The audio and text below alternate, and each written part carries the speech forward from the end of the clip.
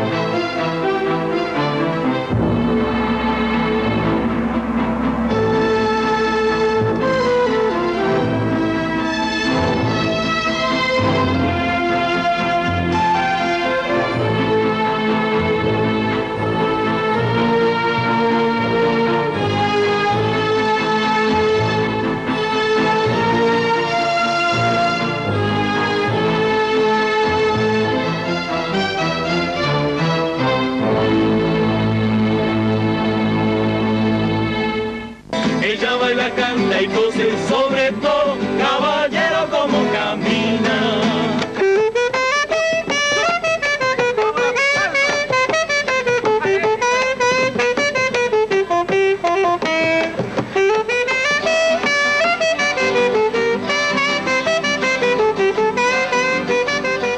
La cultura, en su acepción más amplia, como sumatoria de expresiones sociales, nos habla de la identidad de un pueblo. En ella conviven las tradiciones con la actualidad y entre ambas podemos percibir el potencial de desarrollo de una comunidad. El arte, la religión, la ciencia, los hechos políticos y las anónimas manifestaciones como el humor y el baile configuran, entre otras cosas, el perfil de una sociedad. En este capítulo rescataremos indicios significativos de nuestra cultura pasada y presente para averiguar, sin conclusiones definitivas, cómo somos los cordobeses. Saber, por ejemplo, que el rico acervo cultural de esta región y su gente tiene una tradición que se remonta a sus primeros habitantes, a los indígenas que dejaron su testimonio en el Cerro Colorado.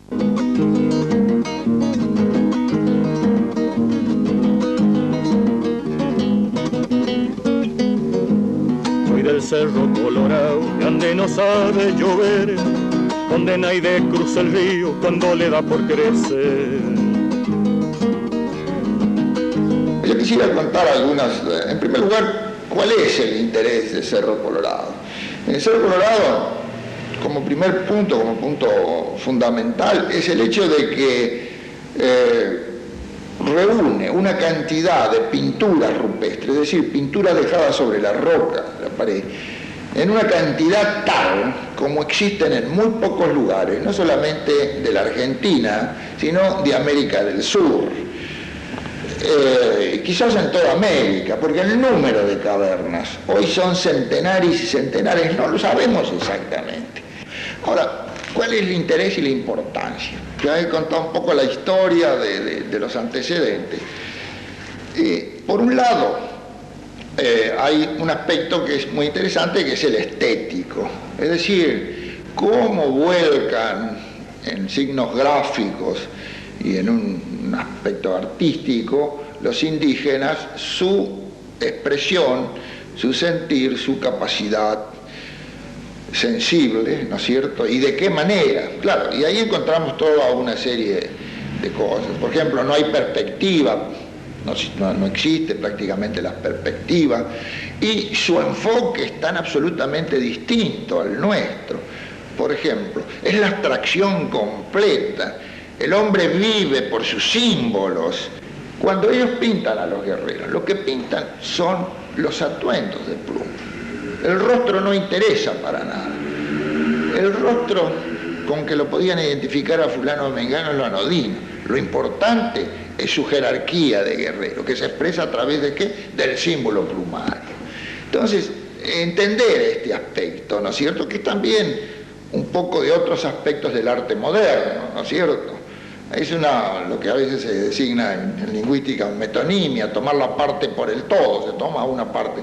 ¿Qué es lo que hace a veces Picasso? Un ojo o una nariz fuera de contexto, pero es lo importante, ¿no es cierto? Esto lo vemos en el gran mural de Guernica y demás, el fondo de la... Ellos ya habían llegado, como habían llegado a otros aspectos muy interesantes, el puntillismo, por ejemplo, que como técnica lo usan los impresionistas, los pintores impresionistas. Claro que en un grado mucho menor, ellos lo hacen con pequeños puntos y poniendo el dedo en pintura y haciendo sus pinturas a base de puntos. Hay en esto un cierto acercamiento, ¿no es cierto?, a ciertos tipos de técnicas y a ciertas abstracciones generales en el mundo de los símbolos, en el mundo del arte.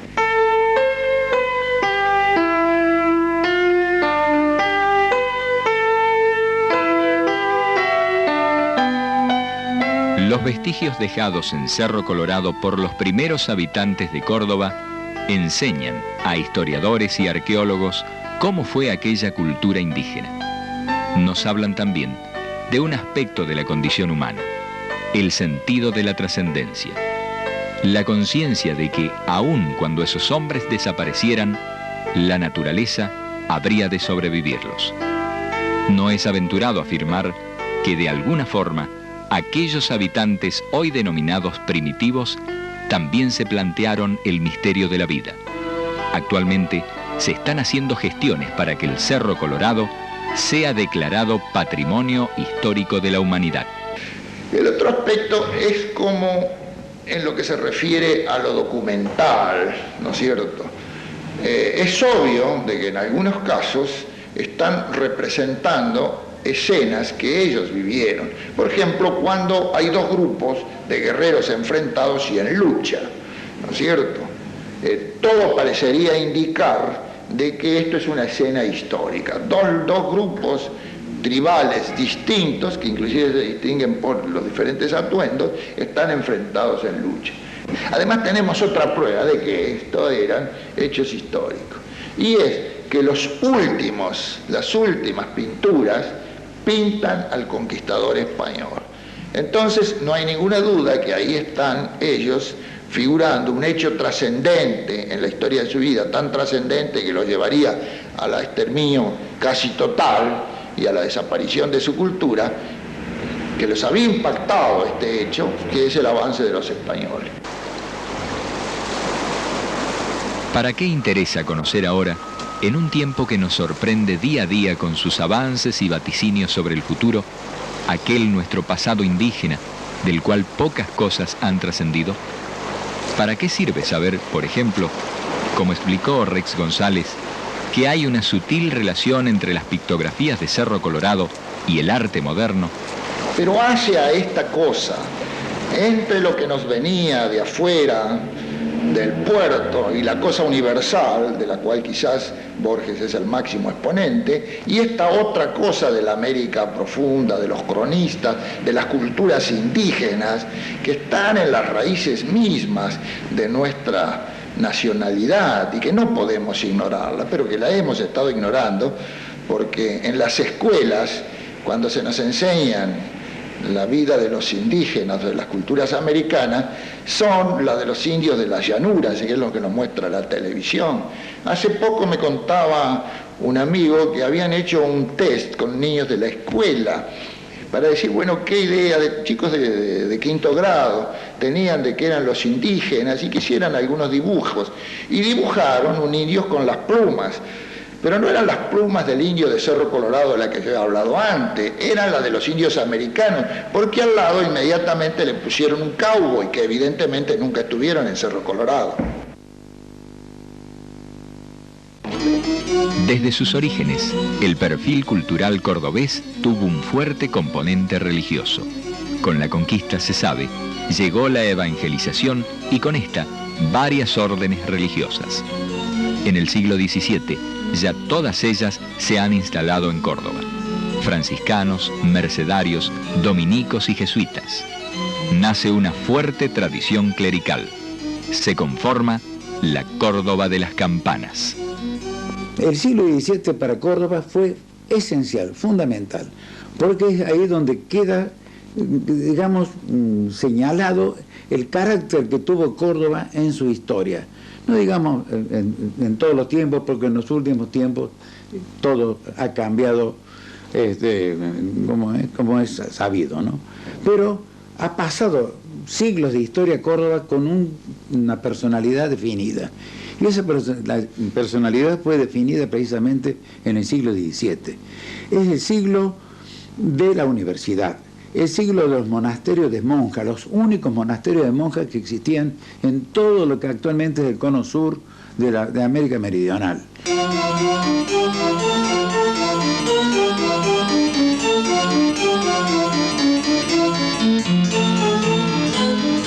La última orden religiosa que llega a Córdoba es la de los jesuitas, una congregación que adquirirá notoriedad por su obra misionera y por los avatares políticos que le significarán posteriormente sucesivas expulsiones del país.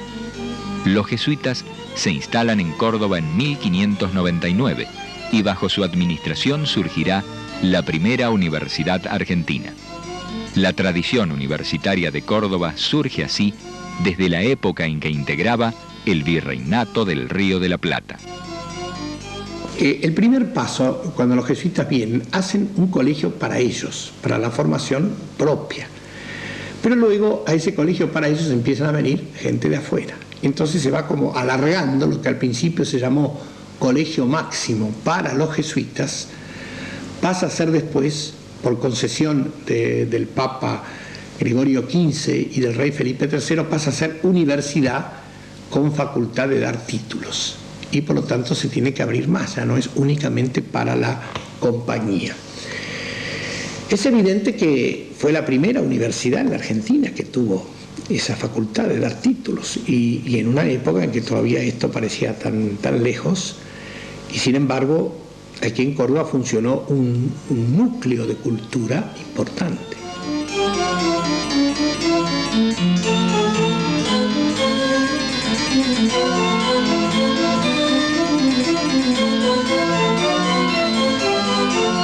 En el año 1621 queda formalizada la Universidad de Córdoba y su primera promoción albergará al primer poeta argentino, Luis de Tejeda. Pero las dificultades económicas se abaten sobre los internados universitarios.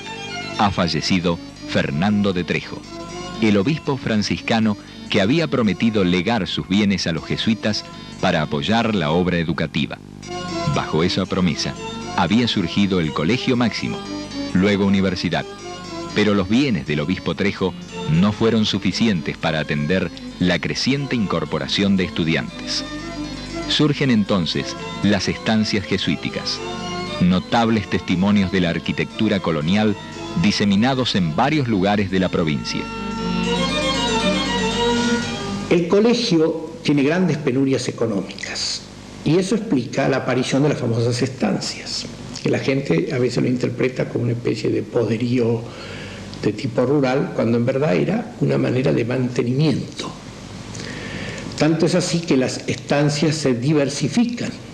Son todos lugares que ahora conocemos, son lugares muy lindos, por cierto, pero cada una de esas estancias tiene un distinto uso.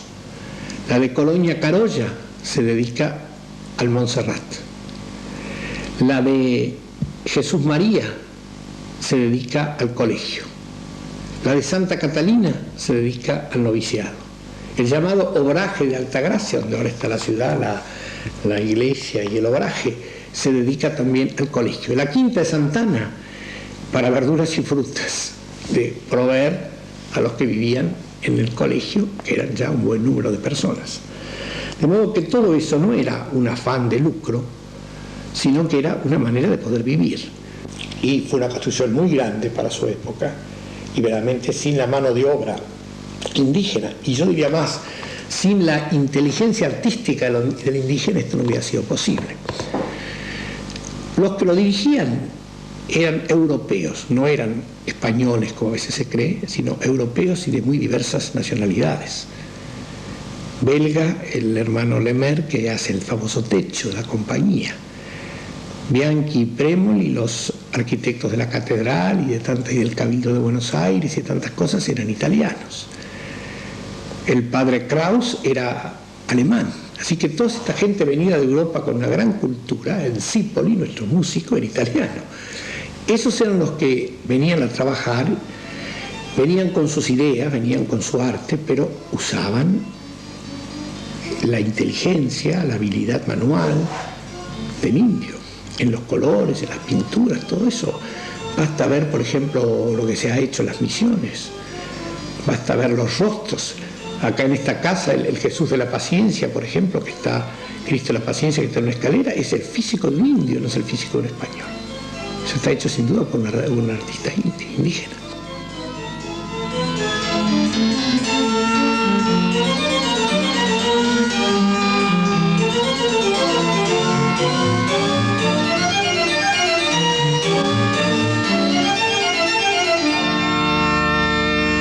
Ciertamente, en esa época el nivel cultural de Córdoba era muy superior al de cualquier otra ciudad de la Argentina, incluido Buenos Aires. No se olvide que muchos de los hombres de Mayo se tenían que ir a doctorar a Chuquisaca, a Charcas, al Alto Perú, porque en Buenos Aires no había universidad, pero la había en Córdoba. Por eso esa fama de doctores que les hemos hecho a los cordobeses es porque a Buenos Aires llegaban los doctores cordobeses que se habían graduado en la Universidad de Córdoba.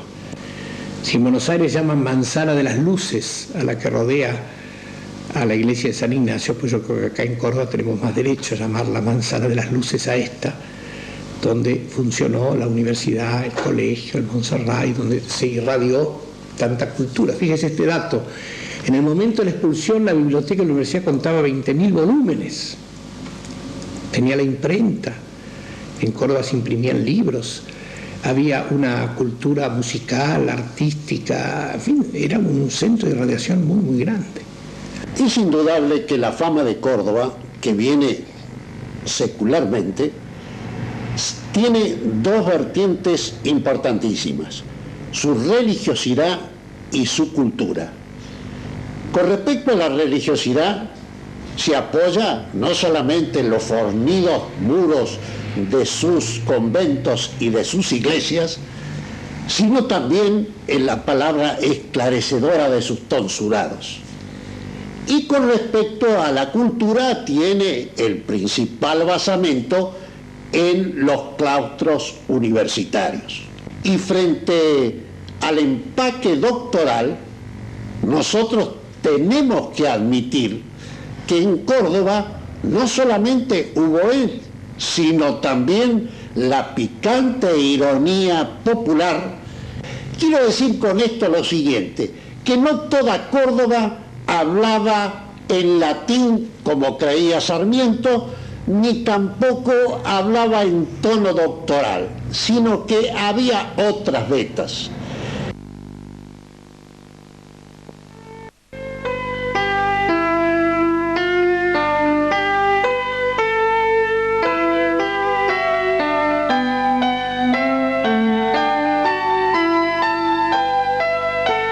El Colegio Máximo convertido en universidad y el Colegio de Nuestra Señora del Montserrat, inicialmente creado como convictorio para alojar estudiantes, centralizarán desde el siglo XVII la actividad intelectual de Córdoba.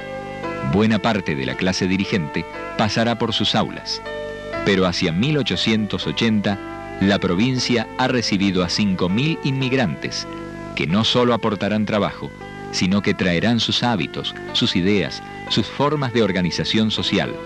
Junto a las capacidades laborales llegarán los reclamos sociales, imbuidos de las ideas políticas vigentes entre los trabajadores europeos de fines del siglo pasado. En la ciudad de Córdoba, la solidaridad entre los individuos de la misma nacionalidad se realiza a través de sociedades de socorros mutuos, que va a fortalecer el grupo que llega a la ciudad y que le va a permitir un ascenso económico y social. Van a surgir la Sociedad Española de Socorros Mutuos, la Société Française de Secours Mutuel, surgida ya en 1875, Unione Benevolenza, Unione Fratellanza. Las primeras huelgas obreras van a comenzar en nuestra ciudad de Córdoba en 1904 como consecuencia de las reivindicaciones a favor de mejores salarios, de una reducción del jornal de trabajo, por mejores condiciones en las fábricas y por la supresión del trabajo a destajo. A todo esto, ya los gremios tenían un nucleamiento muy fuerte, porque a partir del año 90, las corrientes socialista y anarquista se introducen entre la gente trabajadora de Córdoba. Los inmigrantes traen basamentos ideológicos y experiencias en luchas de clase que van a generar acá decisiva influencia sobre los gremios. La tendencia socialista es decisiva en todas ellas. La ciudad de Córdoba ha superado ya los 90.000 habitantes y las transformaciones sociales operadas a partir de aquellas primeras inmigraciones tendrá su resonancia en la universidad. Los claustros cordobeses, herederos de 3 siglos de tradición clerical, serán conmovidos por una revuelta estudiantil que pasará a la historia: la Reforma. Aunque las universidades habían sido transformadas a través de la ley Avellaneda, que venía de 1880, esa transformación en Córdoba se hizo mucho más lenta, mucho más pesada, merced a la tradición histórica que arrastraba esta universidad, que era escolástica, era una universidad clerical, y indudablemente eso no se rompe simplemente por una ley. Los estudiantes de aquella generación de 1918 reaccionaron contra este atraso de la Universidad Cordobesa en relación a lo que ocurría en el resto del país y plantearon sus demandas. El conflicto surge, como surgen todos los grandes conflictos, de pequeños incidentes. Se les había cercenado a los estudiantes de medicina el internado dentro del Hospital de Clínicas. Y esto, que pudo ser una petición realizada por los estudiantes ante las autoridades, se transformó en un conflicto, ya que las autoridades universitarias optaron por clausurar el Hospital de Clínicas. El movimiento creció y fue tomando un carácter ideológico. Entonces ya no era solo el simple reclamo de un elemento totalmente puntual, sino que apuntó a toda la estructura universitaria. Y comenzaron a avanzar y se produjeron las renuncias por todos conocidas. El 15 de junio de 1918 se reunía en el Salón de Grados de la Universidad, el mismo que todavía tenemos, recinto histórico. Se reunió la asamblea para elegir un nuevo rector.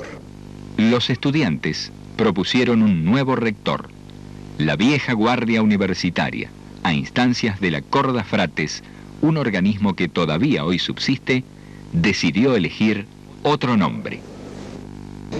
Mejor dicho, no termina de elegirlo, porque cuando transpone esa noticia del recinto de la asamblea, irrumpen los estudiantes. Por supuesto, volaron los bancos, volaron los cuadros, y los estudiantes toman la universidad. Bueno, se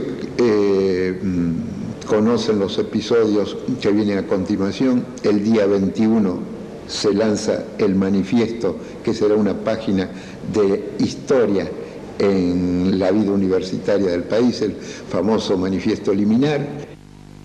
El manifiesto liminar de la reforma universitaria expresa en sus primeros párrafos: hombres de una república libre, acabamos de romper la última cadena que en pleno siglo XX nos ataba a la antigua dominación monárquica y monástica. Hemos resuelto llamar a todas las cosas por el nombre que tienen. Córdoba se redime. Desde hoy, contamos para el país una vergüenza menos y una libertad más. Los dolores que quedan son las libertades que faltan. Creemos no equivocarnos. Las resonancias del corazón nos lo advierten. Estamos pisando sobre una revolución. Estamos viviendo una hora americana.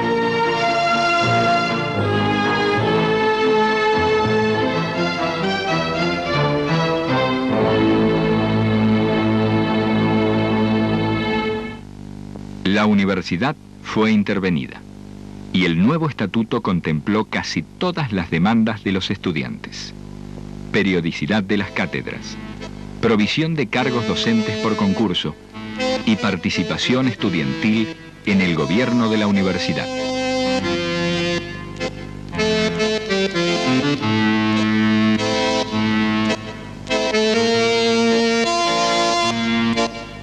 La ciudad de Córdoba centró la atención política nacional. Integrante de esa vasta e ignorada geografía que desde Buenos Aires se denomina el interior, Córdoba comenzó a ser tenida en cuenta. Además, en vastos sectores progresistas de Latinoamérica.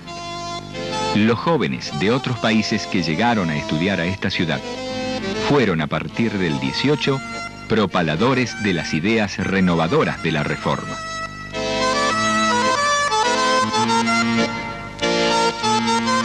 A partir de aquí se produce una sinusoide que nosotros hemos conocido.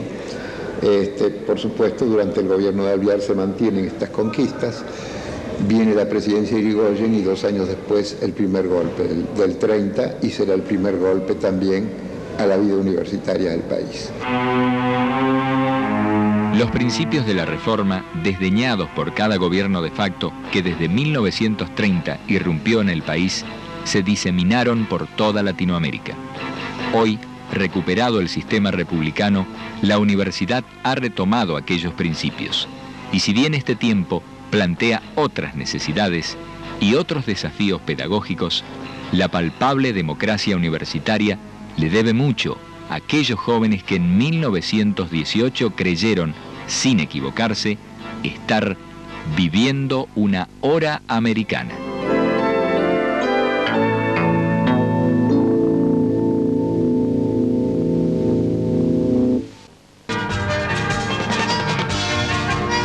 Nosotros, los cordobeses.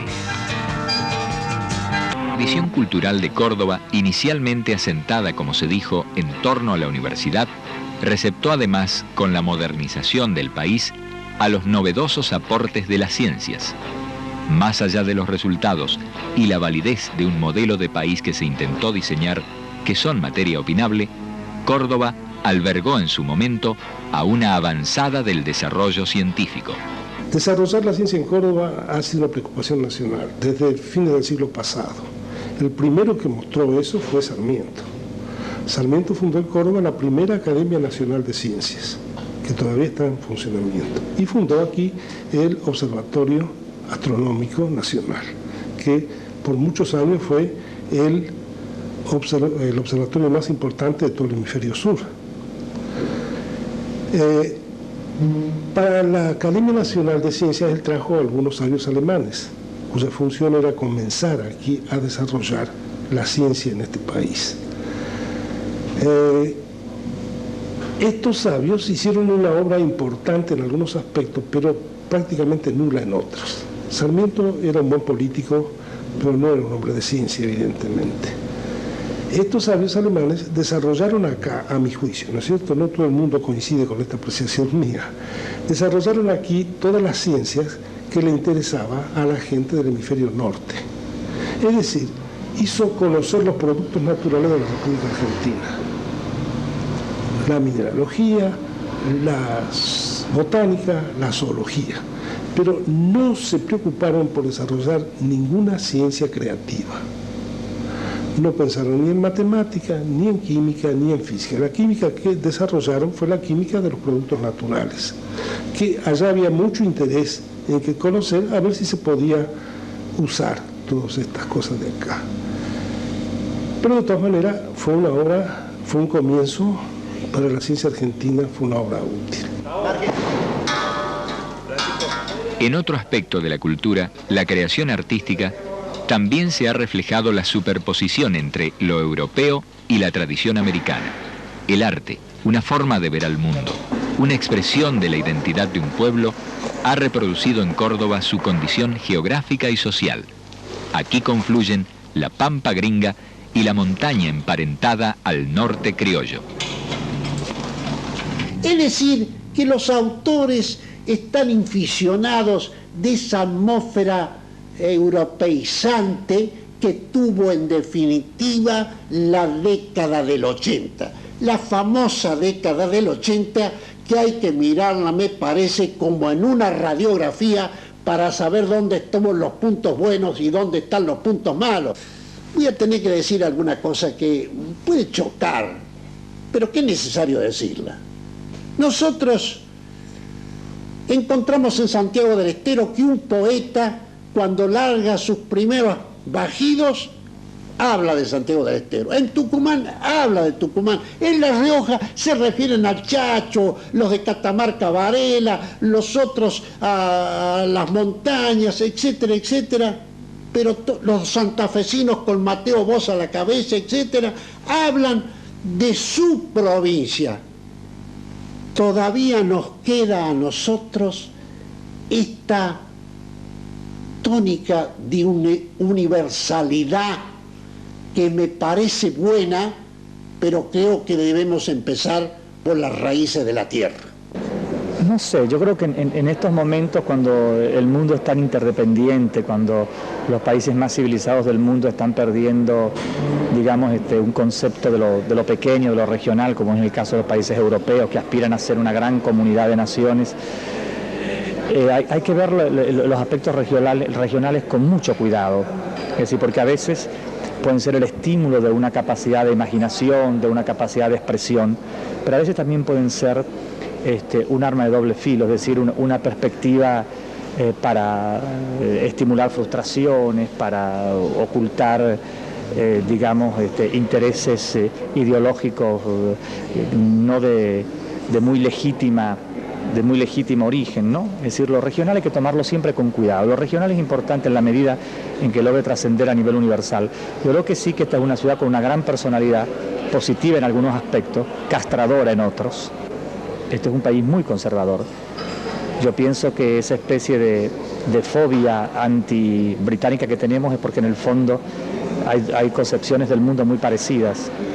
El teatro argentino es un teatro conservador. En general aquí la investigación es vista con cierta subestimación.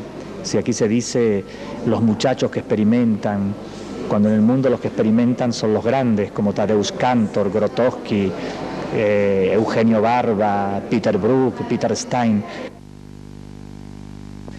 Pero en arte, la experimentación significa desprejuicio y precisa de la libertad. En nuestro país, sin embargo, el recurrente autoritarismo deparó las consecuencias políticas y sociales conocidas y para muchos artistas significó el ostracismo, la censura o la persecución. Al igual que científicos y técnicos, varios artistas cordobeses trascendieron con éxito al exterior, pero dibujando a la vez sus íntimas geografías del desarraigo. Y está pasando cosas maravillosas como ser que podemos expresarnos, que podemos vivir en un estado civilizado, o por lo menos que aspira a civilizarse, que para un artista es un estado casi fundamental, es su propio aire, su propia agua, su propio estado natural, digamos, esa posibilidad de la libertad, de sacar sin temor y sin prejuicio y con valentía y a veces con dureza y con ganas todo lo que uno quiere decir de la sociedad y todo lo que uno quiere representar de las imágenes lo circundan y que lo obsesionan. Pienso que aparte de eso, esta es la parte, digamos, de la ilusión. La parte de realidad es bastante dura, sobre todo para los jóvenes. Esta falta de estímulos, esta falta de interés, incluso de los medios de comunicación masiva e incluso del periodismo. O sea, se le dedica 5 páginas al fútbol de Serie B y una columna miserable con cuadros cortados por la mitad a las artes plásticas. En la misma televisión cuesta ver un programa sobre la cultura, entonces no nos podemos extrañar de que la cultura no ocupe un lugar preponderante, sino si los medios y toda la sociedad no coopera para que esa expresión cultural llegue a un nivel considerable. Es decir, yo leí hace poco que en Alemania ha ido más gente a los museos que al fútbol. Yo no tengo nada contra el fútbol, me gusta, me parece formidable, pero que ocupe su lugar, que las cosas tengan su lugar y que en un solo tema borre todos los intereses. El hombre tiene muchas posibilidades internas y muchas vocaciones secretas, entre ellas la del arte, que si no se estimulan, que si no se ponderan, quedarán sumergidas y secretas y totalmente paralizadas.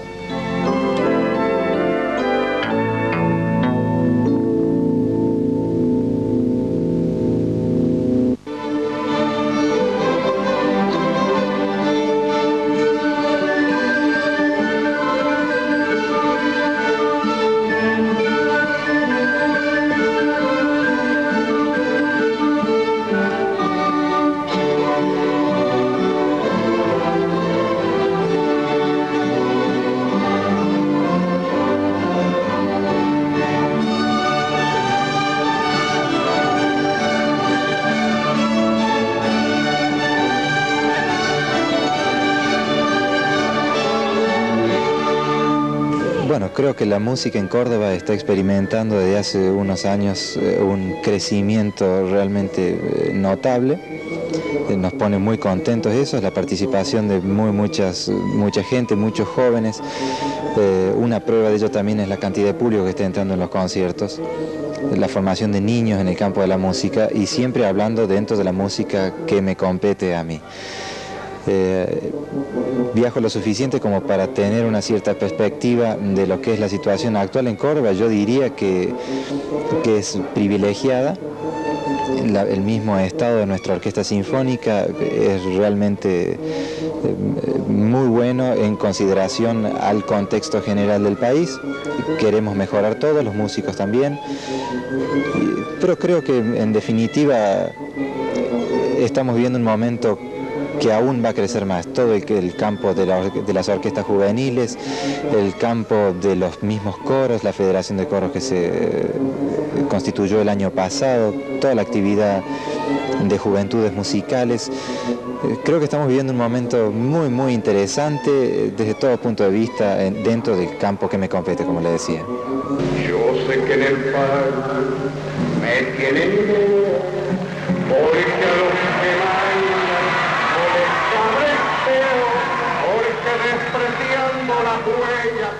En otros ámbitos musicales y como rostro visible de una tradición aferrada anónimamente a peñas, ambientes familiares o pequeños reductos, Córdoba albergó la revalorización del folclore nacional.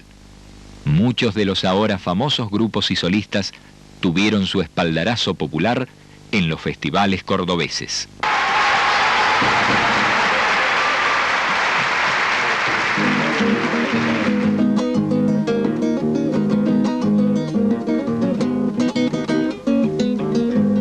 Agua le di a un garabato que se estaba por secar y me ha apagado con flores que alegran mi soledad.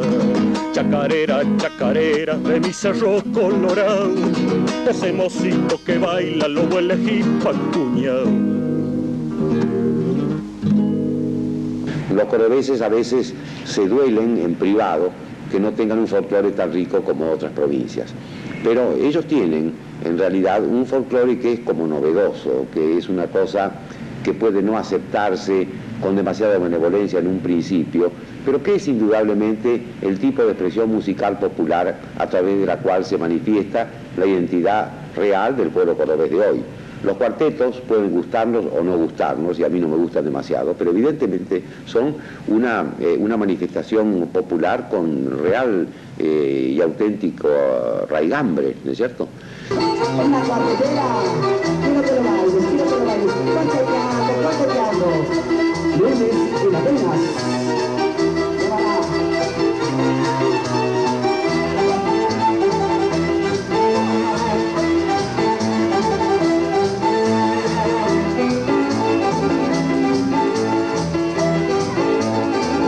Cada provincia tiene su ritmo y su música, como en La Rioja tiene la chaya, en Corrientes tiene el chamamé, en Salta tiene la samba, en Santiago del Estero tiene la chacarera, Buenos Aires tiene su tango y en Córdoba tenemos la música de cuarteto.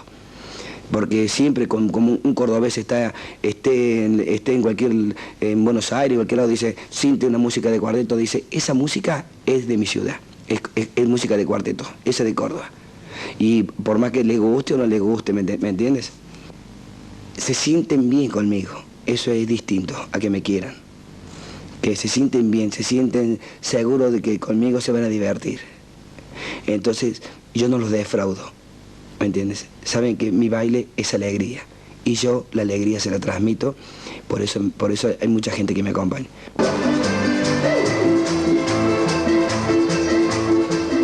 Los bailes populares, como multitudinario divertimento, remiten a otra expresión cultural distintiva de los cordobeses, su particular humor. Sostenido en una tonada casi inimitable y con giros a veces incomprensibles, esta especial manifestación del habla popular del cordobés capitalino también ha logrado trascender los límites del país. Entra allá por el 1000 y pico, digo 1000 y pico, no tengo ni idea, entra por el puerto del Callao, lo traen los andaluces, se instalan acá. Los andaluces son muy picarescos y muy espontáneos, como es el cordobés actual. El humor cordobés es sintético, muy cortito, rápido, eficaz, es a nivel piel, es decir, que no es elaborado. Es la diferencia que tenemos con el humor de otras provincias. En el caso de Buenos Aires, por ejemplo, ellos para hacer reír elaboran una acción, un gag. En cambio nosotros, el cordobés, normalmente el cuentista cordobés, por ejemplo, recrea cosas que vivió. O sea, en Córdoba en este momento, con Bajo Otro Sol, se ha demostrado de que los cordobeses podemos hacer cine de largometraje, podemos conseguir productos de la... Y en otro aspecto de la cultura, Córdoba intenta ahora insertarse por primera vez en la industria nacional del cine. Y creo además que podemos empezar a plantear otros paisajes, otras problemáticas, otra realidad que estaba ausente de la industria del cine de largometraje o del cine industrial, porque era un cine el que se producía hecho en Buenos Aires, fundamentalmente en Capital Federal, mientras que el nuestro empieza a ser un cine hecho en Córdoba, con su paisaje, con su gente, con su problemática, y que no es un caso único. Bajo Otro Sol es el comienzo, yo creo, de algo, pero no es un caso único, ojalá no lo sea, porque se ha demostrado que no fue fortuito poder hacerlo, sino que fue el resultado de un crecimiento de mucho tiempo, desde la Escuela de Cine, de los esfuerzos de gente individual, que individualmente hizo cine en Córdoba y demás. Todo eso se fue acumulando. El paisaje, la gente, la problemática de esta provincia de contrastes notorios, expresados de forma diversa y hasta antagónica en el sentido amplio de la cultura, conforma la identidad de los cordobeses. Córdoba representa de algún modo lo que es el país en grande. Es un gran puchero donde hay una cantidad de ingredientes y todo eso se está cociendo y está adquiriendo su punto. Cuando este punto llega a su sazón, bueno, Córdoba tendrá una identidad distinta, desde luego, de la que tenía, por ejemplo, en el siglo pasado o en el siglo XVIII, pero una identidad perfectamente definida que va a darle el perfil muy característico, ¿no es cierto? Una vez hablando con Jorge Luis Borges, él había ido a dar las Nolan Lecture en la Universidad de Harvard y yo era profesor allí, en ese momento profesor visitante, hablo de muchos años atrás. Borges recién se había casado con su primera esposa y solíamos hacer paseos, salidas. Un día hablando yo había sacado este tema un poco de la Argentina en relación con América Y entonces me dijo, palabras textuales, las tengo tan grabadas, me dijo, mamá decía que de Córdoba para el norte debía ser otro país, es decir, desde Córdoba para el norte.